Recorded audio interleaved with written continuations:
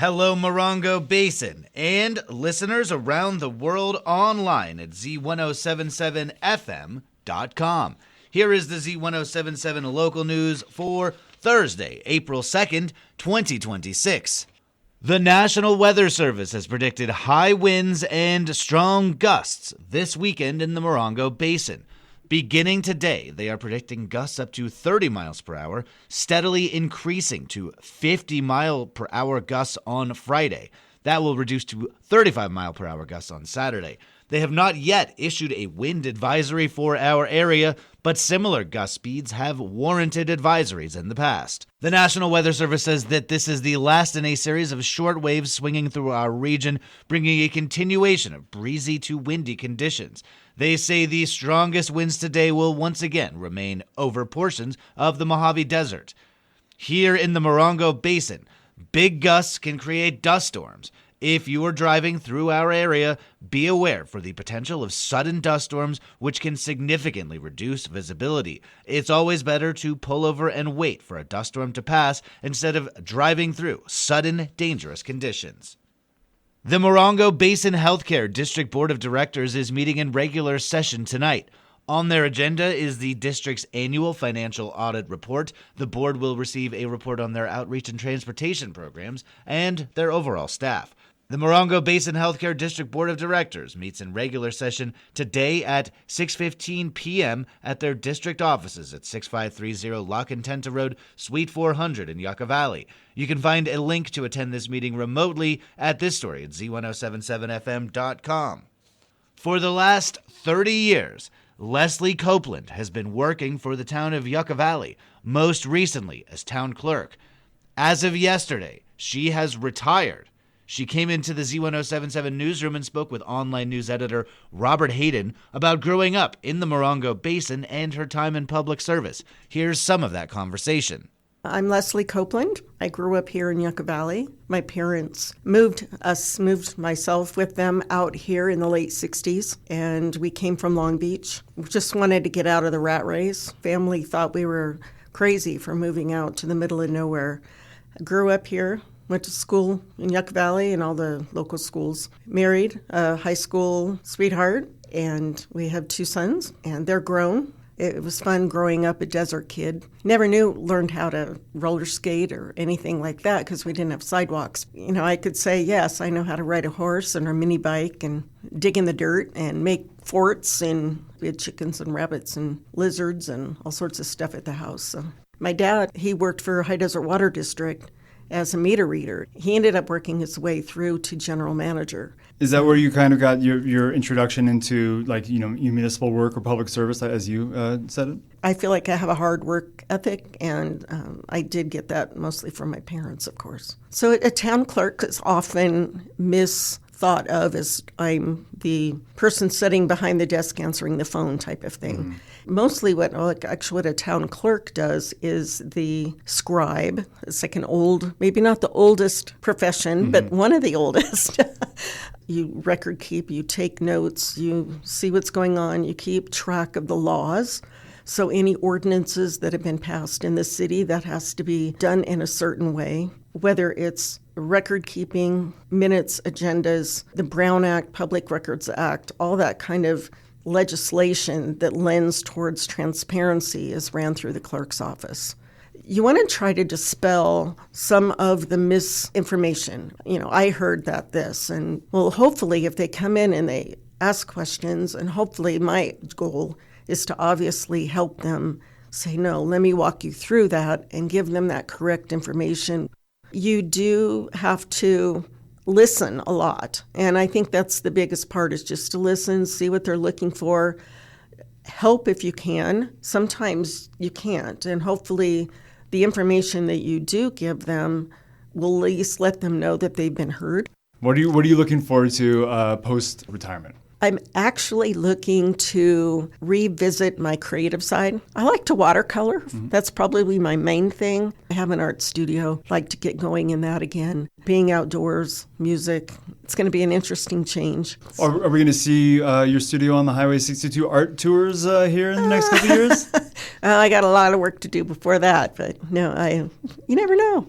I love how the community comes together whenever it's needed. We've had some unfortunate things that happen in our community, but it just seems like everyone rallies together, and you don't always see that in a bigger city. We get in our own little world, our little social media world, but I think once you start really looking at the humanity of what we have in our community, it brings out the good in people, maybe the good they didn't even realize they had. You can find a longer version of this interview where Lesley and I talk more about what it means to be a town clerk and the importance of transparency in local government, along with a few more stories and insights from her 3 decades living and working in Yucca Valley.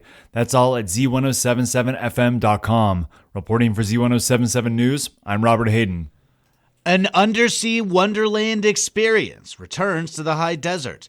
The Nautilus Room, a bewildering collection of oceanic artifacts, returns to the Mojave Moon Apothecary.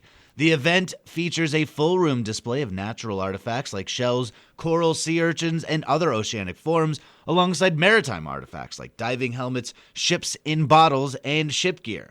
The Nautilus Room debuted last year, and creator Heather Basile called it an incredible success that warranted a return engagement.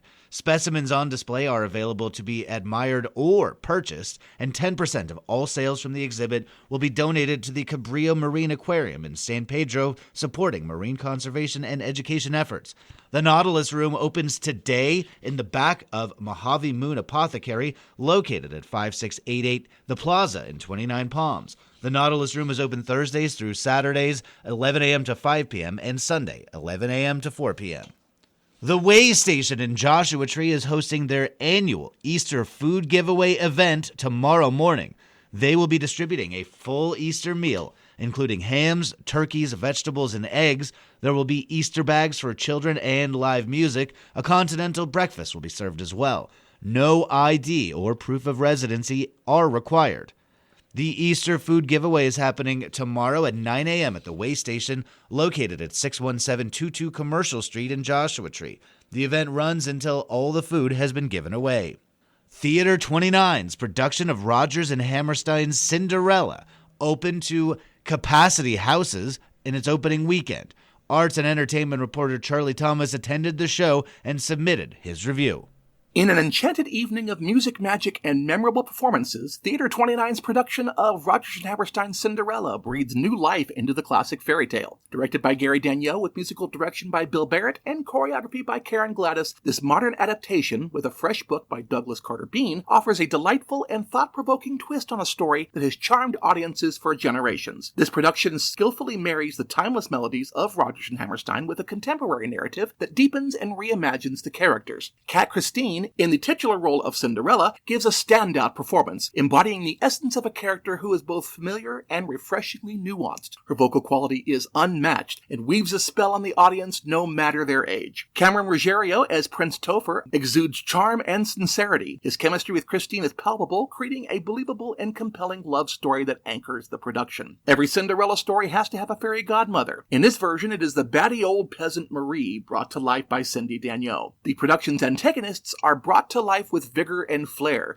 Tiffany Crocker delivers a deliciously malevolent performance as Madame, the wicked stepmother. Her presence is commanding, and her interactions with her daughters, Samantha Crocker's hilariously vacuous Charlotte and Dr. Brittany Vachon LaGuardia's introspective Gabrielle, are both comedic and touching. Richard Cepeda as Sebastian, the prince's scheming advisor, is suitably slimy, adding an element of intrigue and conflict. Meanwhile, Jack McLeod shines in the lovable and earnest Jean-Michel, a character who brings humor and a touch of rebellion to the story. The ever-faithful Lord Pendleton, played by Joe Rigo, was appropriately fraught and frenetic as the herald having the busiest news week of his life. The visual elements of the production are equally impressive. Tara Botarf's costume design is both whimsical and elegant. The transformation sequence, Impossible, was suitably magical and featured great illusion effects into the ball gown, not once but twice, that have not been seen on this stage before. In a world where fairy tales often remain static, this Cinderella reminds us that even even the most familiar stories have new magic to offer. Whether you're a longtime fan of the classic tale or new to its charms, Theater 29's production promises an evening of entertainment and delight that should not be missed for audiences of all ages. Rodgers and Hammerstein's Cinderella runs on Fridays and Saturdays at 7 p.m., Sundays at 2:30 p.m. through April 12th. Tickets are exclusively available at theater29.org or through the box office at 760-361-4151, supported by a generous grant from Visit 29. Reporting for Z107.7, this is arts and entertainment reporter Charlie Thomas. And finally, as Joshua Tree grows, so does the Joshua Basin Water District. On the Z107.7 Up Close show tomorrow, Joshua Basin Water District General Manager Sarah Johnson will talk with host Gary Daigneault about the unique district, its successes and challenges. Johnson runs the day-to-day operations of the district as well as planning for future needs with strategic planning. Find out all about the Joshua Basin Water District this Friday at 10 a.m. live on Z107.7. That's our local news. Hear local news 7 times a day, 7 days a week at 7, 8, 9, noon, 4, 5, and 6. Reporting for the Morongo Basin News Leader, the award-winning Z107.7 Local News. I'm News Director Jeff Harmatz.